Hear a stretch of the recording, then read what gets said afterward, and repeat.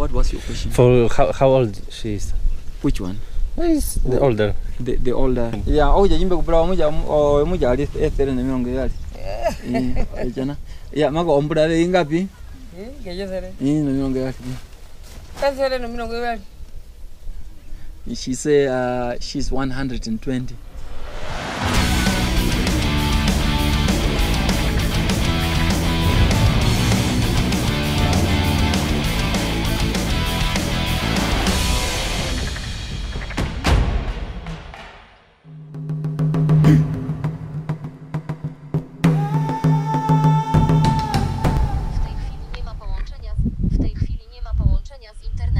Ja nie mam internetu. Co ona pieprzy? A, nie zablokowałem telefonu w kieszeni. Ja nie mam pewności, czy ja idę dobrze. No to wybieram się do wioski Himba i na czym to polega? Żeby tam pójść, to przede wszystkim musicie mieć lokalnego, że tak powiem, człowieka i musicie przynieść jakieś dary. Czyli 10 kg mąki kukurydzianej, 2 chleby, olej, herbata, cukier, coś słodkiego i jakieś tam inne małe bzdety. Wynosi was to na oko no jakieś 70 zł, ale no, z pustymi rękoma się nie przychodzi, więc no, trzeba przynieść. Nie ma czegoś takiego, że przychodzicie bez rzeczy. Taka jest tradycja u nich. Mówiąc krótko, mają biznes. No to już jedziemy w stronę wioski. Zboczyliśmy z trasy, nie jesteśmy na głównej trasie, bo tam właśnie są wioski Himba, ale one są dla turystów. Typowo turystyczne. Przychodzisz, wszystko jest przygotowane. Tutaj oczywiście też pewnie przyjeżdżają turyści, ale dużo rzadziej niż do tamtych. Jedziemy buszem. Tak naprawdę musieliśmy przejechać przez rzekę, której no nie było. Teraz jesteśmy w buszu, sami zobaczcie.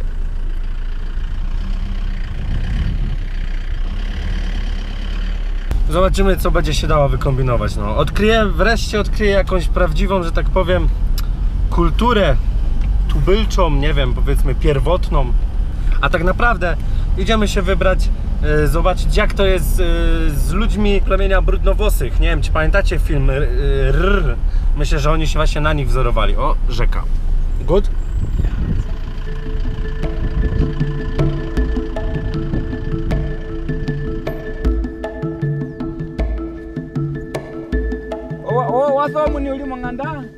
Właśnie prowadzimy rozmowę z szefem. I co z tego wyjdzie? Raczej tu nie chcemy zwiedzać, bo i tak nikogo nie ma. Pójdziemy na kolejną wioskę.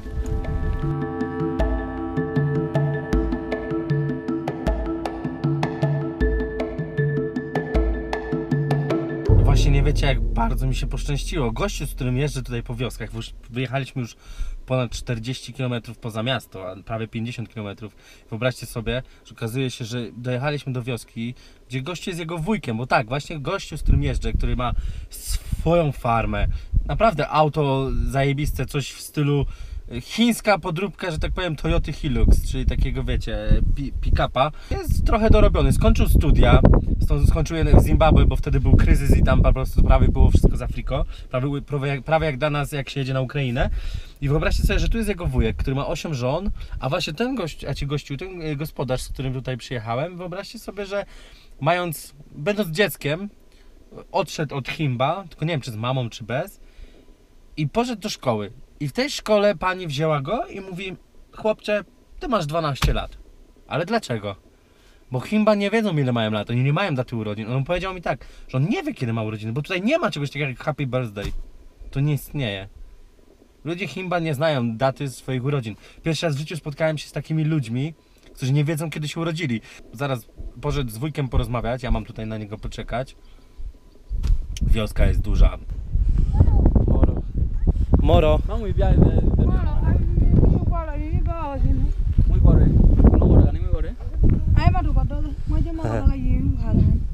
Go for water. Okay. Moro. Yeah, say Nawa. Is Sayo Nawa? Nawa. Nawa. Yeah. Nawa. You are fine. Yeah. Thank you. Yeah. Yeah. They say you are handsome. No to druga żona pozwoliła mi tutaj już wejść do wioski.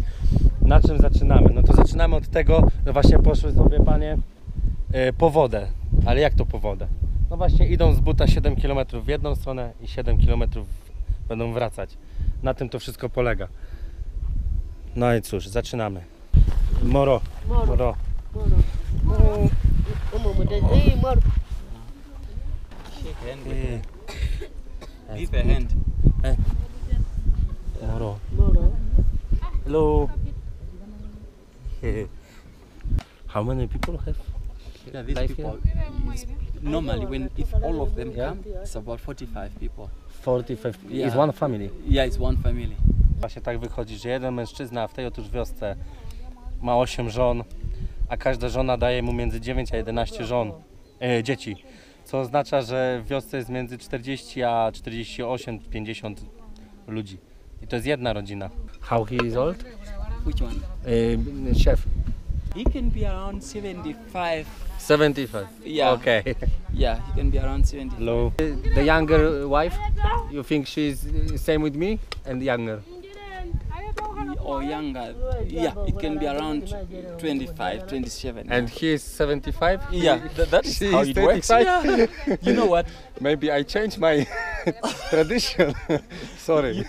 In Himba, Yeah. you can be 40 years old, and then wait for a girl who is 1 year old, Yes. year old, and then you tell your parent, the parent like, I want to marry that little girl, and then when the girl is maybe 5 years or 7 years, they give it to you.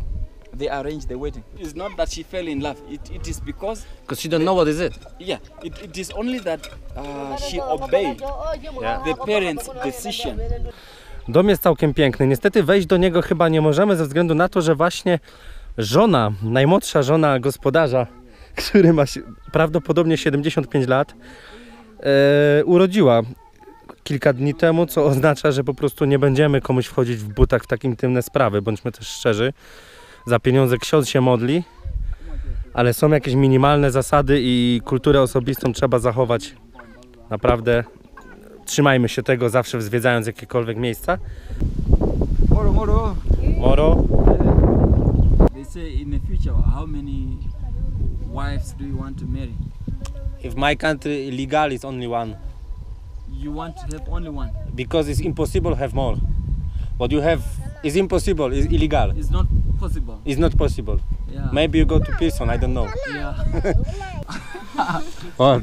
they don't understand. They say, why is the government, your government, stop men from having many wives? I think their problem? I think first time doing this Roma Catholic Church. Oh, And later, you know, it becomes yes. government, 1500 years ago, I think it's possible to have yeah. 10 wife. Musiałem im wytłumaczyć, że w Polsce nawet nie za bardzo byśmy chcieli mieć aż tylu żon, bo to wiąże się z waszymi mamami. Ciężki temat.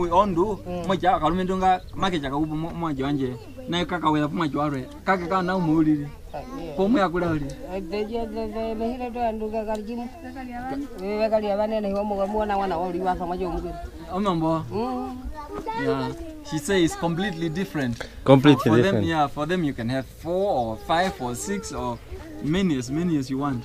That thing is not a person. What happened? Why are you talking to that thing? Because it's not a person. Widzicie, no, pani nie wie, dlaczego mówię do kamery, bo pewnie nie do końca jeszcze ogarnia, o co w tym wszystkim chodzi. Choć na pewno znają te bajery. Widzę, że jedna z dziewczyn ma zegarek na ręce. Pewnie dostała to w prezencie jako coś takiego dodatkowego. No ale cóż.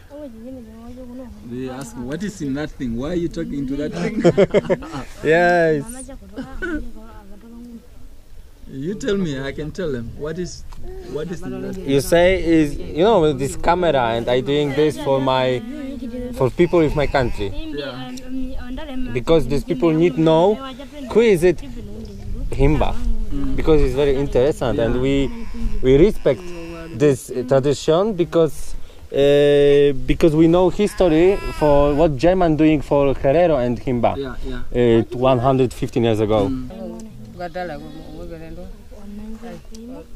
I jak widzicie, włosy są pokryte tutejszą właśnie tradycyjną maścią, maścią, no nie wiem jak to nazwać, ale jest to po prostu zrobione z krowiego mleka, z czegoś w stylu gliny i tam dodane jeszcze jakieś wyciągi z roślin. No i dzięki temu nacierają skórę, włosy i dzięki temu nie muszą się myć miesiącami, kiedy jest pora sucha.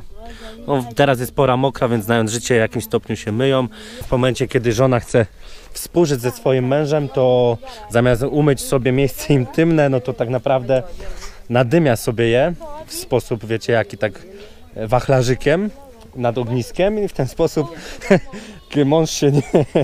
mąż się nie przewróci przez zapach, który po prostu do niego dotrze w ciągu pewnie pół sekundy. Dobra, nie wchodźmy w temat, ale po prostu no, może to śmierdzieć, a one to właśnie robią tak, że po prostu się nadymiają i w ten sposób po prostu nie śmierdzi. No i muchy mi tu latają. Majamigo, O, the girl can have 2 hairs Yeah? while she's a young She's, girl. yeah, she's Yeah. very young. When she grow and the breast start coming out, Yes? she will change from 2 hair Yeah? to many hair, like this, hair. Yeah. like the way she is. When she grow little bit older, she lose blood. The first day when she menstruate, the chief will call people. Yeah? They will celebrate. They will dance together. The Yeah. friend will come, and then they put the skin. When you have one child, one child, you can have one thing like this. Okay. Wow. When you have more than one child, you see this one, 1, 2. Aha. Yeah, you see the difference. And can you say what is mixed this creme? What giving for skin? Yeah, it is the okra. Okra is a stone that you grind it, a red stone that Yes. you grind it, and it become powder. Then you mix it with butter from the milk of the cow, Yeah? and then it becomes like a lotion. Mm-hmm. So if you are putting in the hair, you make it thicker, and you put it on the hair. If you are putting on the skin, you make it more cream, more liquids, Yes. and then you put it on the skin. That is what they apply every day. They Yeah. never put water on the body to shower. Never take shower. Always they keep putting okra. Water is only for cooking Yeah? and for eating. And what is Only for and what is cooking rain and for time? drinking And what is rain time? We have a lot of Of course, water. during And the take They take shower by force. A w ogóle dodatkowo chciałbym wam powiedzieć, że wiecie ile ważą właśnie, że tak powiem, ciuszki tych otóż dziewcząt? 12 kg. Spódniczka i te wszystkie, że tak powiem, bransoletki i inne pierdoły. Ale zobaczcie, w ogóle to jest ciekawe, bo kobiety bez względu na to, na jakim kontynencie mieszkają i w ogóle w jakim kraju, to każda chce mieć coś ładnego na sobie. I jakieś tam bzdety nosi na rękach, na nogach, na tyłku. Czyli to oznacza jedno, że po prostu wszyscy pochodzimy, że tak powiem, z tej samej gliny. Czy z czego tam nas ulepiono. Zobaczcie, w ogóle to jest taka ciekawa sprawa. W tradycyjny sposób zbudowane domy, czyli jak? Wiadomo, z patyków. Można patyki porównać do ułożenia tutaj w kuchni. W kuchni są ułożone w sposób podobny, czyli w taki, tak? I tylko, że są dużo chudsze patyki do tego użyte. I po tym, gdy takie patyki zostaną ułożone, czyli używa się drewnianych takich gałązek, powiedzmy, czy tam belek i utwardza się i gliną, i krowim gównem. Tak to się robi. O, ten dom mi się najbardziej podoba. Można by powiedzieć, porównać do domów, które były budowane w latach 60. i 70. w naszym kraju. Najczęściej miały 180 m2. Czekaj. 180 m2 i był czym? Betonowym klockiem. Czyli taki po prostu dom bez charakteru, to nazwijmy. Ten dom ma więcej charakteru niż tamte domy, które budowane były, w którym zresztą mój dziadek z babcią mieszkają. Czyli co? Całe pokryte z tutejszego betonu, czyli z krowiego gówna i gliny. O, w ogóle piesek. Cześć. Idę, bo on nie zna białych ludzi i może mnie ugryźć. Gdzie się zbliżamy? Zbliżamy się do zagrody zwierząt. Dlaczego? No, oczywiście wszędzie leży gówno. Nawet mi się... Czekajcie, może mi się uda to nakręcić. Wszędzie leży gówno. W sensie w całej wiosce, więc nie ma się co szczypać. Jeżeli chcesz przyjść do wioski Himba, to musisz być przygotowany na to, że wszędzie jest gówno. Ale o co tu chodzi? To jest zagroda, która chroni zwierzęta przed drapieżnikami. To są miejsca dla córek. Ej, where is every boys? They went with animals, with the goats and cows and Okej. Jak dziewczyna już powoli dorasta, jest duża, nie jest takim małym dzieckiem, którym trzeba się opiekować, to ma swój dom. Więc mówiąc szczerze, koleżanko, kiedy ty masz swój dom? Bo powiem ci szczerze, tutejsza dziewczyna ma go przedwcześnie i to ojciec go stawia. Naszym obowiązkiem męskim, ja osobiście tak uważam, że jest doprowadzenie do takiej sytuacji, żeby nasze dzieci, idąc do żeniaczki, miały miejsce do zamieszkania. Oczywiście to jest prawie niewykonalne w Polsce, bo nas na to nie stać. Ale tak powinno być, tak było za czasów pierwotnych, dawało się posag i kobiety się, że tak powiem, z pustymi rękoma nie puszczało, a teraz to jeszcze sobie ta dziewczyna musi nazbierać na wesele, a ojciec ci powie, że o, ja nie mam pieniędzy i tyle. A tutaj dziewczyna ma swój dom i żeby w ogóle... he need take daughter for marriage to another village. This man pay for him. Yeah, give what we call dowry. Yes. What we call lombola. And Dowry. how much he pay? 2 cows and No, normally 1 cow and 3 sheep. And what she is very pretty. Doesn't matter. You don't say no. My girl is too beautiful. Please add 1 cow more. No, you don't do that. No. And You value them the same. Yeah. They say we don't sell our daughter. We simply it's only present. only a present, and Because I respect you. Yeah, and then we build fellowship and relationship with another Wow. tribe. That's all. Teraz zapytam o ważną rzecz, a mianowicie, what I need marriage with Himba girl and stay here forever. Is possible? Yeah, no, it's not possible. Normally, the Himbas, they don't associate. They are very friendly people. Yeah. You can communicate well with them. You can stay with them, but they normally don't marry with other tribes. They only marry within the Himba people. They don't marry other tribes. And Himba people with Herero? With Herero, they do. Yeah? Yeah, because they are the same tribe. The people that are real Herero is this one. Yes. Those one are not real Herero. Uh-huh. Because they moved out. The Herero, the real Herero is this. The other one is not real Herero. They were influenced by the German people. And maybe you say very quickly story why for 1870 Herero people go outside to Angola. Yeah, the Hereros, they moved from the northeast of Africa and they came all the way through Angola, and they came to Kaokoland in Namibia. They saw from here in Kaokoland where they are, they had a fight with other tribe called Namas. Yes. So those are Namas. Then the group of the Herero, they split up. Some of them, they crossed the border, they went to Angola. Yeah. And another group, they went to the central of Namibia. So the one that went to Angola, they stayed with other tribes. So they were begging for food. So as they are begging in the Angolan language, they call them Himba. Himba means begging for food. Yes. That is where they derived the name Himba. And then from there they came back and live in Kaokoland where they are. And some of them still in the southern part of Angola. Yeah, and that's the story. No to prosta sprawa, no nie do końca chcę mówić kto, co i jak, ale to dlaczego, bardzo prosta sprawa. Oni tutaj dalej pracują dla Niemców i dalej oni tutaj prowadzą biznesy. Jeżeli chcesz żyć, to musisz z nimi chociaż udawać, że żyjesz z nimi dobrze, czyli prawdopodobnie tak jak my. Ale tak naprawdę to właśnie tutaj Himba i Herero, a dokładnie podobno gdzieś nawet do 200 000 ludzi zostało zabitych w pierwszym obozie koncentracyjnym, który został założony przez kogo? Przez Niemców. Więc nie można mówić, że to naziści zakładali obozy koncentracyjne, a robili to właśnie Niemcy, bo to właśnie oni tutaj w 1902 roku założyli taki obóz i zabijali ich, no wiadomo dlaczego, bo im się nie podobali. I tak było i musimy o tym mówić głośno, że to były niemieckie obozy koncentracyjne, obozy zagłady, a nie jakichś innych narodów. Tyle mam do powiedzenia, inni się przyznawać przed kamerą nie będą, a ci, którzy by chcieli, to nie znają języka, więc...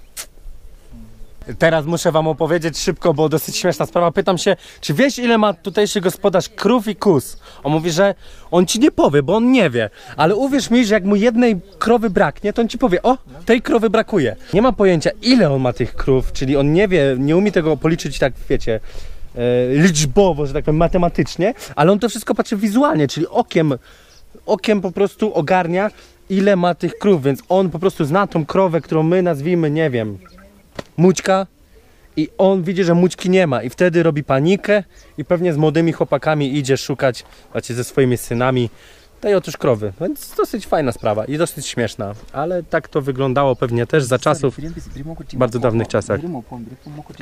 A kolejna rzecz. Właśnie na wiosce gościu odebrał telefon. Tak, tutaj jest zasięg. To, że to jest Afryka, to, że ludzie żyją w sposób pierwotny, to nie oznacza, że oni w pierwotny sposób I need save for this electricity, you know? Okay. Yeah. W ogóle patrzcie na fakt. Wiecie o tym, że przepraszam, już chciałem po angielsku. Wiecie o tym, że tutejszy rząd poprowadził do tego miejsca prąd. Poprowadził prąd, zobaczcie sami. Ale ludzie w wiosce powiedzieli, że oni tego nie chcą. Ale po co mi to? Serio. Powiedzieli, ale po co nam prąd? I tak naprawdę prąd jest doprowadzony. Widzicie? Prąd idzie po całej wiosce. Zatrzymuje się, nie wiem, czy to jakaś spiżarnia, czy coś w tym stylu, ale nikt z tego prądu nie korzysta. Dlaczego? Bo po chuj im jest prąd. Jedyne, czego oni potrzebują, to tak naprawdę jedzenia, wyspać się i być zdrowym. Co robią całymi dniami? Mężczyźni idą wypasać krowy, kozy. Kobiety chodzą po wodę, gotują, nie wiem, ścierają kukurydzę, z czego się robi mąka kukurydziana i tak dalej, i tak dalej. Zajmują się dziećmi. Więc jest tutaj dosyć równy podział ról. Nie ma czegoś takiego, że pan i władca leży i ma wyjebane, tylko każdy ma po prostu coś do roboty. Ale dodatki, jakimi jest prąd, jest im niepotrzebny, bo po co? Ale na co? Przecież oni będą w CS-a grali, albo w Tibie. Wyobraźcie sobie tutaj tych chłopaczków, którzy grają w Mario. To nie ma w ogóle sensu. Okay, you watch your head, huh? Yeah, don't worry. Can I take maybe? Okay. No, she's doing a perfume. And it's good smell. It has a good smell, and now she's putting.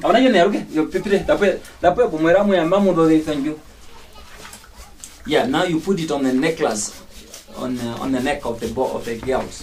That is butter from the milk of the cow, and she's mixing it with herbs, with the roots of different trees and the barks of different trees. Very special tree that you don't get it near. You have to go far to the mountain and collect the special tree. Nie wiedziałem, że mi się uda ten proces nakręcić, ale zobaczcie. W ten sposób właśnie dziewczyna się nadymia. Nadymia się, by ładnie pachnieć. I potem miejsce intymne, które wy znacie, które służy do tego, by się rozmnażać, też sobie w ten sposób nadymia. Więc później, że tak powiem, nie ma przykrego zapachu i żona jest gotowa do reprodukcji. So that's what they do. People in Europe, they use a spray and put it in. Yeah. And they use many perfumes. They use this one. For you to smell good, you need to go to the shop and buy something. For them to make them smell good, they go in the mountain. And it's beautiful house. Yeah, it's a beautiful. You know the dunks of the cow? The cow shit? Yes. Yeah, you know that is this one. Yes, I know. Yeah. It is the best because it's for free. Yeah, it's for free. Yeah. I kolejna sprawa, która może was zaciekawić, to w środku, mimo że nie ma jakiegoś dodatkowego wywietrznika, w środku nie ma duszności, a dodatkową rzeczą, którą możecie zobaczyć, to jest tak, że tutaj się jeszcze pali ognisko w środku. Znaczy teraz nie, ale normalnie się pali. I jak widzicie, używają różnych dobrodziejstw dzisiejszego świata, ale czemu mają tego nie robić? Kocha Polskę. Kocha Polskę. Kocha Polskę. Ja, kocha Polskę. Kocha Polskę. Ja, Very good. kocha Polskę. Kocham Polskę. Kocham Polskę. Yes. Kocham Polskę. Kocham Polskę. Kocham Polskę. Kocham Polskę. Kocham Polskę.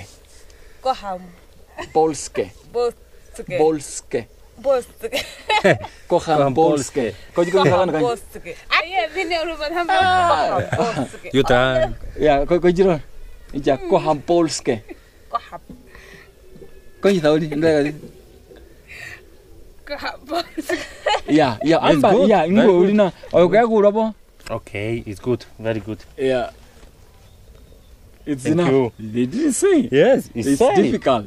And no, she say good. No, she didn't. No, she say good. No, she didn't. Older say good. No. Yeah. Bafuvero Wahimba. Bafuvero Wahimba. Yeah. It's good? Yeah. No? No, it's good. good? They understand very well. Yeah. Yeah. Say Thank it you. one more time. Bafuvero Wahimba. Yeah. Yeah. Yeah. They say you are. Good, good? It's good. Yeah. Okej. It sounds very well, so they appreciate it. Nauczyli mnie troszeczkę języka Himba. Thank you. Yeah.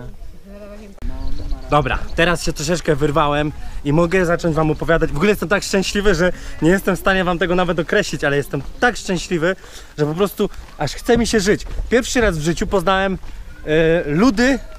lud, plemię tubylcze.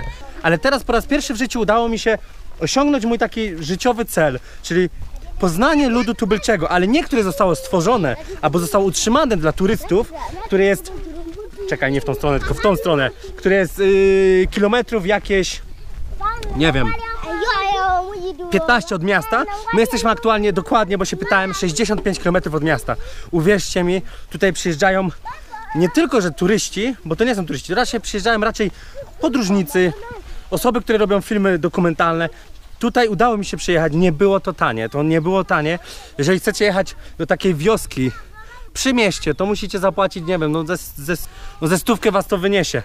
Mnie troszeczkę więcej to wyniesie, ale udało mi się być tutaj z człowiekiem, który wam opowiedział całą historię. Nie to, co ja się tam naczytam na chwilę przez internet, tylko człowieka, który też jest Himba. On w wieku 11, być może 12 lat, nie wiem w jaki sposób, czy z mamą, czy sam odszedł z ludu Himba do miasta. Czyli porzucił, jak to się mówi, tradycję, tak to można powiedzieć, aczkolwiek on widać, że utrzymuje się dalej z tą tradycją, przyszedł do swojego wujka. I co? Dzisiaj on, właśnie teraz dopiero, bo wcześniej myślałem, że on 34, ale on teraz mówi, że on ma może 35, może 36. Bo on nie wie. Oni nie wiedzą, ile mają lat. Ale właśnie zapomniałem wam jeszcze powiedzieć ważną rzecz. Bo kiedy w 1870 roku oni odeszli za rzekę do Angolii, Boże, jak ja się zacinam, ale to jest przez to, że jestem cały szczęśliwy, po prostu cały się trzęsę ze szczęścia. Ale wtedy, kiedy oni odeszli stąd, minęło 50 lat. I po 50 latach tak naprawdę oni wrócili tutaj. Wrócili dzięki swojemu, wódz wszystkich wodzów, nazwijmy taki, jak on się nazywał? Krzysztof Jarzyna, szef wszystkich szefów. Czyli taki Krzysztof Jarzyna wśród Himba. Sprowadził wszystkich tutaj, wrócili po 50 latach tułaczki w 1920 roku. I co? No i tak sobie żyją cały czas. Ale co zastali? Zastali Herero, czyli tak naprawdę siebie, tylko tych, którzy nie uciekli. A ci tamci uciekli tylko, że w centralną Namibię. I jak oni wyglądają? Oni poprzez kolonizację dali się skolonizować, zaczerpnęli z kolonizacji bardzo dużo tradycji. Jak pokażę wam potem, może mi się uda, tamtejsze kobiety noszą takie ciuchy, jak w amerykańskich filmach murzynki nosiły te, co pracowały, wiecie, jako gospodynie. Jeszcze za czasów, kiedy było niewolnictwo. Takie wielkie ciuchy, gdzie dupa wygląda, jakby rzeczywiście ta kobieta była gruba i coś na głowie z takim jakby rogiem, co mi troszeczkę wydaje się, jak wyglądało troszeczkę jak od krowy. Apparently. Okej. Yeah. No to pani mnie tutaj zaprosiła. Yeah. Okreba. Pani mnie tutaj zaprosiła z powrotem, ale powiedziała, wróć tutaj, ale z żoną i z dziećmi. Deklaruję wszemi wobec, że jeżeli będę zwiedzał w Namibię, a chciałbym zwiedzić ze swoją rodziną Namibię, to wrócę tutaj. Sorry. Aha, nie można tędy przechodzić, bo to jest właśnie front przed domem żony numer 1, więc to jest niedopuszczalne. I co? Zaprosili mnie, więc wrócę z żoną, wrócę z tobą. Na pewno to oglądasz. Tylko może obejrzysz dopiero za 5 lat, nie wiadomo. Albo dopiero się rodzisz. Nie no, żartuję. No. Yeah, just yeah. Oklepa, Karynawa. Yeah, that means you say to everyone. Oklepa, Karynawa. Yeah. Yeah, she said goodbye also. Thank you. Oklepa.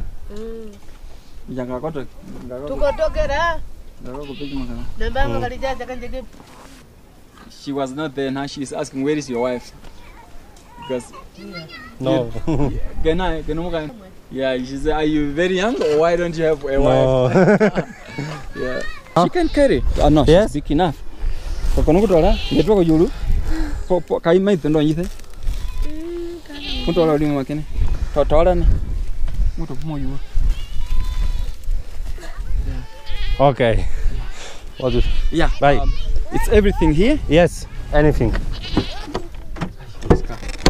Yes. Finish, yeah. It's good. Yeah, it's good. No, it's okay. Yeah. It's fine. I'm very happy. Yeah. Seriously. Thank you so much. Yeah, you're welcome. Okay, maji ya ruka kwa nganda ngwa hiyo mwaka na. Wajibu hiyo. Bye bye. Boże. Man, I'm ready for cry. Yeah. It's my dream. W ten oto sposób wasz Fazowski człowiek, no delikatnie mówiąc, przez bardzo dużą część ludzi uważany za pseudopodróżnika, za antypodróżnika i człowieka, który tak naprawdę szkodzi środowisku podróżniczemu, stał się dzisiaj człowiekiem, który odkrył, może nie jako pierwszy i nie jako pierwszy milion, ale odkrył sam osobiście przed sobą lud tubylczy, który żyje wedle tradycji. Jestem szczęśliwy, że ich poznałem. Cieszę się, że pojechałem tak daleko, że udało się to zrobić w taki sposób. Jestem posrany ze szczęścia, naprawdę. I mam nadzieję, że odcinek wam się podobał, że nie powiecie zaraz, że o, to już nie jest ten Fazowski. Może już to nie jest Ameryka Południowa, bo już nie będzie. A może będzie, tylko że nie na taką skalę. Ale pamiętajcie jedno. Myślę, że większość was chciała to zobaczyć w taki sposób. Nie tłumaczyłem tego jak pan Cejrowski, jak pani Martyna Wojciechowska, bo oni też tam byli, oni wam tłumaczyli po swojemu. Tutaj macie tu gościa, który wychował się razem z nimi, który wie o nich wszystko. I tak naprawdę on wam wszystko powiedział. Ale jestem szczęśliwy. Warto było. Warto było i polecam wam zrobić, będąc w Namibii, to samo. Pozdrawiam przez świat na fazie, prosto z wioski Himba. Wyjeżdżając w sumie. Yo!